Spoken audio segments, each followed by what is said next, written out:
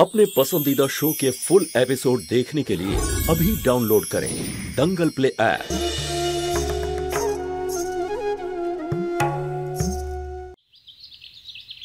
বৌমা, ও বৌমা, হে ভগবান, মনে হয় ওর কানের জন্য ডাক্তারকে দেখাতে হবে। কি লাগবে তোমার ঠাম্মি? আরে এই নে মা, এটা রাখ। জ্যোতি, আমাদের এই কাগজের ব্যাগগুলোর বাজারে এর চাহিদা আরো বেড়ে গেছে। 2000 আরো চেয়েছে। আর বৌমাকে কতক্ষণ ধরে ডাকছি, ও শুনতেই পায় না। ঠাম্মি, আমি করে দিচ্ছি। আরে আরে তোকে তো রেশমির সাথে যেতে হবে। জ্যোতি, কি হয়েছে মা? আমি তোকে কিছু বলছি, তুই উত্তর দিচ্ছিস না কেন? জ্যোতি, তোকে কিছু জিজ্ঞাসা করছি, উত্তর দে।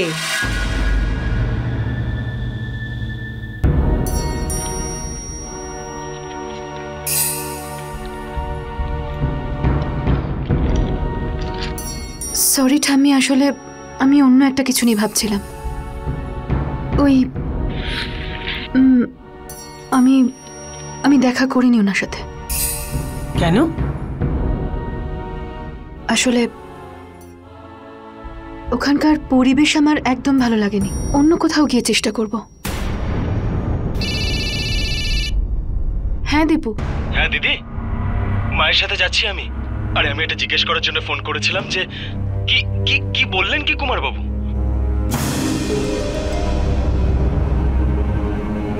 ওই তেমন কোনো কথা হয়নি। কি বলছিস কি? কেন? তুই বাড়ি চলে আয়, তারপর না হয় আমরা কথা বলবো।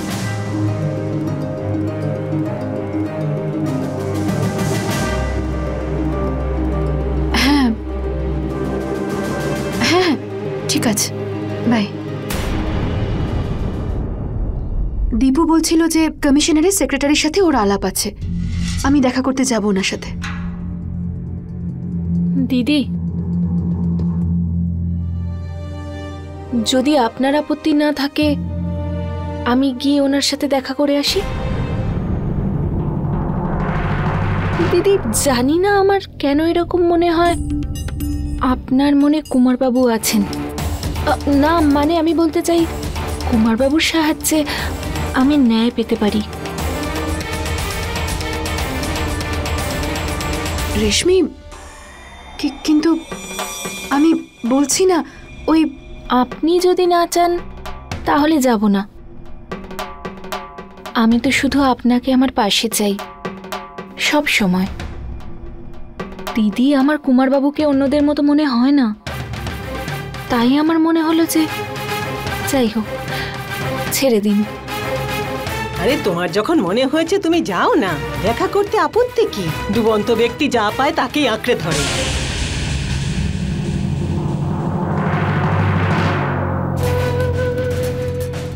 যদি রেশমি আমার নাম কবিরের সামনে বলে দেয়, তখন আমি জানি কবির ওকে সাহায্য করবে না।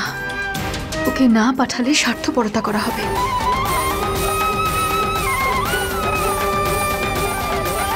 যাও। থ্যাংক ইউ দিদি, আমি এক্ষুনি ফোন করছি।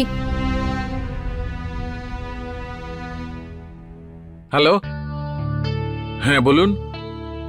না না, কোনো অসুবিধা নেই, আপনি আসুন। হ্যাঁ হ্যাঁ, নমস্কার। উনি আমাকে আজকেই ডেকেছেন। আরে তুমি তো এত খুশি হচ্ছ যে যেন ন্যায় এক্ষুনি পেয়ে যাবে। নিশ্চয়ই পাবো। আমি তাহলে এলাম দিদি, ফিরে এসে একটা ভালো খবরই দেব।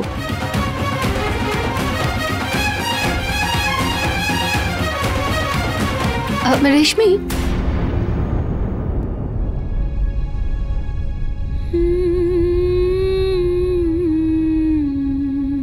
ঈশ্বর করুন তোমার সব ইচ্ছে পূরণ হোক। কিছু কিছু টাকা রেখে দাও, আর সাবধানে যেও। হ্যাঁ,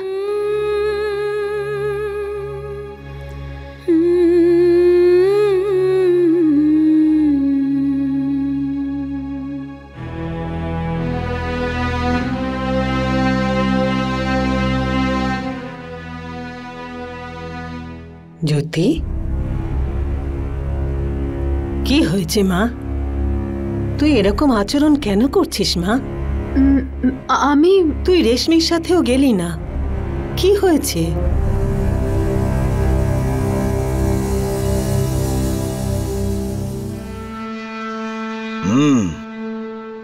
নজর রাখো ওর ওপরে, ও যেন কোথাও পালাতে না পারে। ঠিক আছে।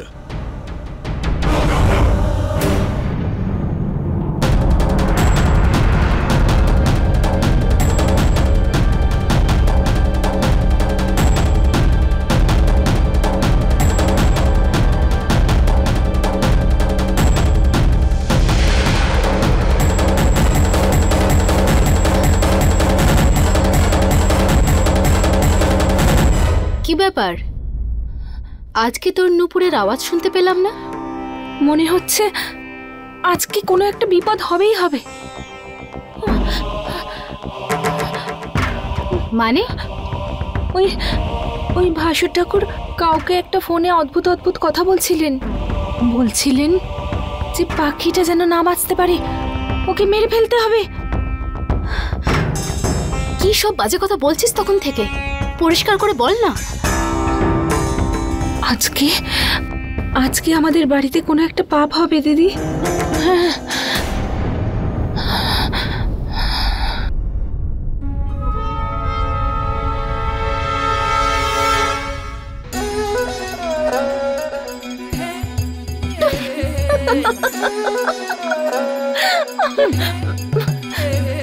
দিদি, আমি তো আসলে এটা বলতে চাইছিলাম যে মনে হচ্ছে উনি কোনো একটা শিকারে যাবেন আর ওখানে উনি কোনো পাখিকে বন্দি করবেন। আর এমনিতেও শিকার করা মানে তো পাপই, তাই না? না?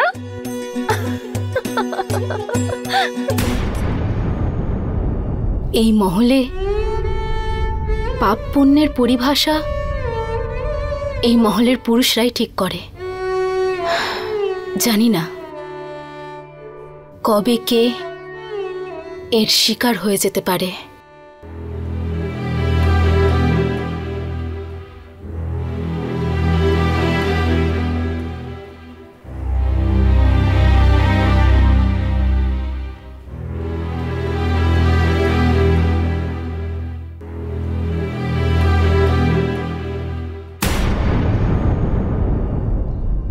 আরে জ্যোতি, তুই আমার কোলে বড় হয়েছিস, তোর ছোট ছোট আঙুলগুলোকে ধরে তোর ছোট ছোট পায়ে হাঁটতে শিখিয়েছি। মা, তুই আমার কাছে কিচ্ছু লুকোস না, বলে দে মা কি হয়েছে। তুই যদি বলিস তোর মনটা একেবারে হালকা হয়ে যাবে। ঠাম্মি, তুমি কি বলছো? আমি কিছু তোর মনটাও তোর মুখের কথাকে সায় দিচ্ছে না। আরে যে মেয়েটার জন্য তুই গোটা সমাজের বিরুদ্ধে চলে গেলি, ওকে একা একা পাঠিয়ে দিলি।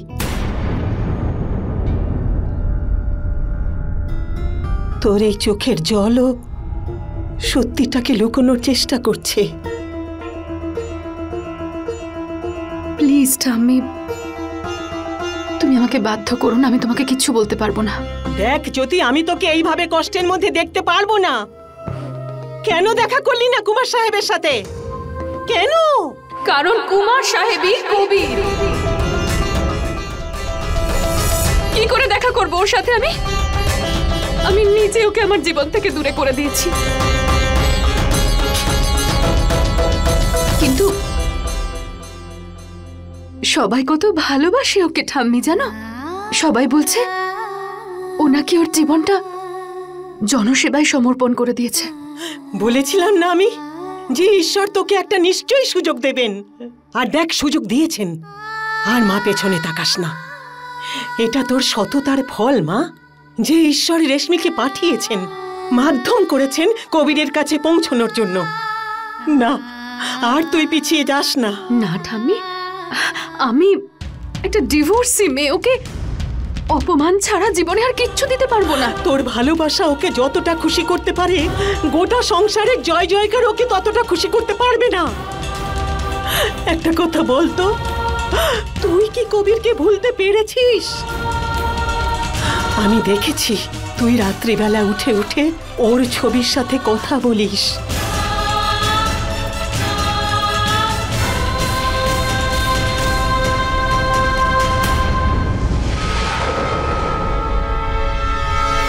ছবিটা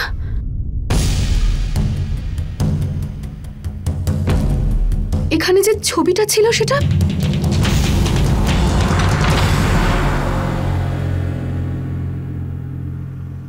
এত কষ্ট নিজের মধ্যে লুকিয়ে আমার জন্য আপনি এত লড়াই করছেন, অনেক করেছেন আপনি আমার জন্য। এবার আমার করার পালা। আমি আপনার ভালোবাসাকে ফিরিয়ে আনবো। হে ভগবান, ঠাম্মি, রেশমি, ওই মেয়েটা তোমাকে বিপদে ফেলে দেবে ঠাম্মি। ও কবিরের কাছে আমার আর কবিরের ছবিটা নিয়ে চলে গেছে। হে ভগবান, যদি ও আমাদের ঠিকানাটা বলে দেয় তাহলে। আরে এটা তো খুব ভালো কথা। তাহলে কবির নিজেই তোকে খুঁজতে খুঁজতে এখানে চলে আসবে।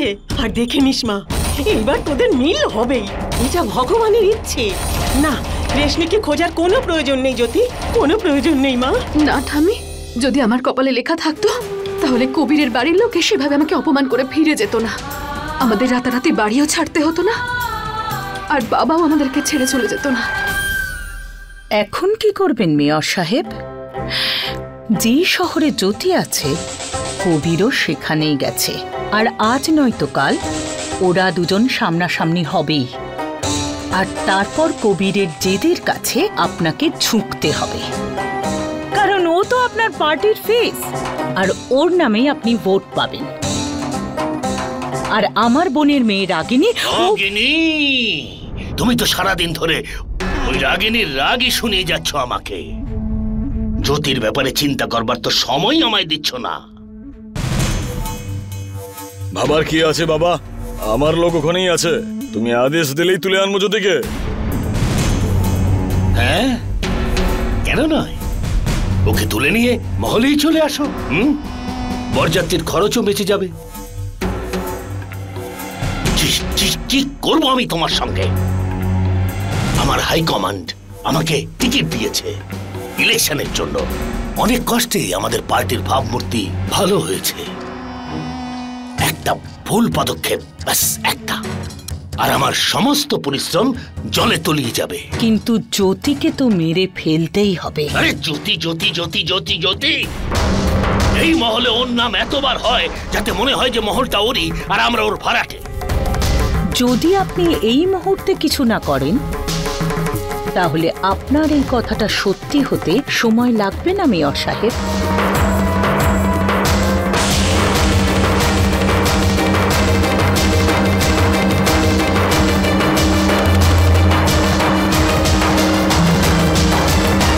এবার আমার কথাটা খুব মন দিয়ে শোনো তুমি।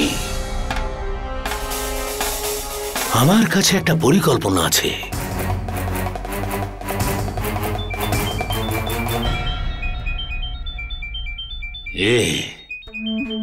এও না একদম ঠিক সময়ে ফোনটা করে। বলুন মেয়র সাহেব, কি খবর সব? বিশেষ কিছু নয়, শুধু একটা মার্ডারের প্ল্যান করছিলাম। আরে কি হলো, চুপ করে গেলেন কেন? বলুন না কি কাজ আছে। না না, তেমন কাজের কিছু নেই। আমি তো আপনাকে ফোন করেছিলাম এইটা বলবার জন্য যে জয়সলমেরে 3 জায়গায় বোম ব্লাস্ট করেছে। সেই কারণে পুরো স্টেটে হাই অ্যালার্ট ঘোষণা করা হয়েছে। আপনার সব কুশল তো? হ্যাঁ ঠিক আছে, সেই জন্যই তো কথা বলছি, আর বলতেও থাকবো। Thank you.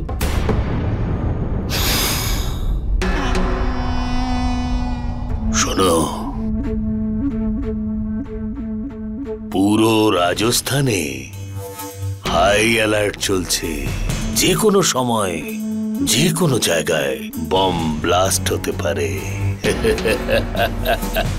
তুমি বুঝতে পারছো তো? এতটাও বোকা আমি নই বাবা, তোমারই ছেলে আমি। তাহলে যাও, কথা বলো তোমার লোকেদের সঙ্গে, যাও।